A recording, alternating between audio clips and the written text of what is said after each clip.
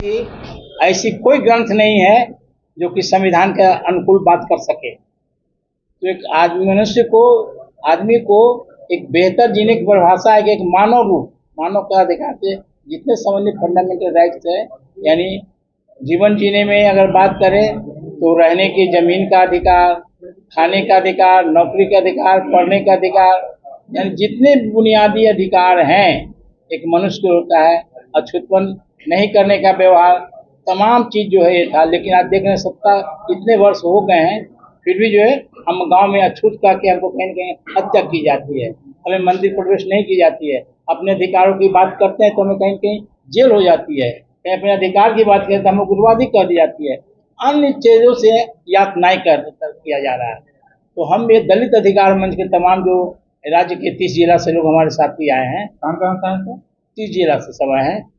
तो इसमें जो है ये लोग अपनी संविधान को अधिकार कैसे ले सकते हैं, गांव तक कैसे पहुंच सकते हैं।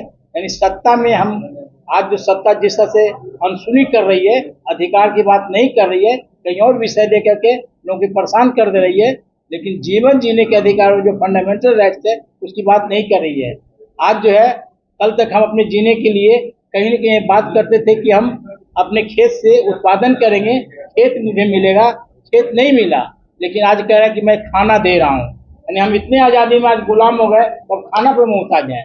ये शायद देश को या देश में सत्ता बैठे लोगों को अपने आप मूल्यांकन करना चाहिए। आज़ादी में हमको 5 किलो अनाज है, भारत के नागरिक को हम जिंदा रख रहे हैं, ये गुलामी है या फिर आज़ादी है, ये समझने का है। इसीलिए हम लोग दलित अधिकार मंच के एक चिंतन करने के लिए बैठे हैं कि हमारी जो है संवैधानिक अधिकार कैसे प्राप्त कर सकेंगे, हम कल एक मानव के रूप में कैसे पहचाने जाएंगे। हमारे भी चेहरा जैसी बात होगा, मुझे राम लगता है तो लोग मुझसे नफरत नहीं करे, हमें मांझी लगता है नफरत नहीं करे, हमको पासवान कहता है तो नफरत नहीं करे। हम भी एक जो सिंह कहता है वो सिंह कहाँ से उसकी पता नहीं। सब हम भारत के नागरिक हैं और संविधान भी ये कहते हैं कि हम लोग भारत के नागरिक हैं। नागरिकता में हमारी संविधान है, इसको अधिकार कैसे मिले, इसलिए जो है हम एक रणनीति के लिए हम लोग बैठे हैं। क्या नाम, परिचय बताइए। मेरा नाम कपिलेश्वर राम है और दलित अधिकार मंच के प्रदेश अध्यक्ष।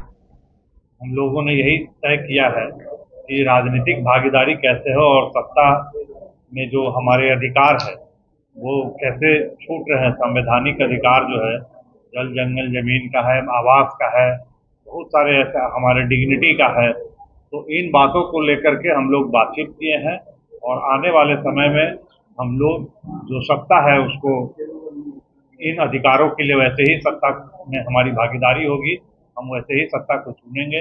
इसलिए चुनाव का अवसर भी है तो हम लोग आगे एक साथ कैसे ये पूरा समुदाय इसको चुनौती दे सकता है, इसकी रणनीति बनी है। आने वाले समय में हम इस पर आंदोलन और कार्यक्रम निकालेंगे।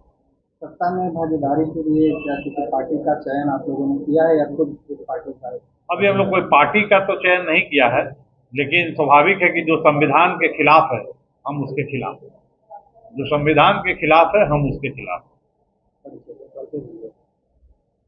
रुपेश मेरा नाम हुआ और हम भी दलित अधिकार मंच के सलाहकार हैं।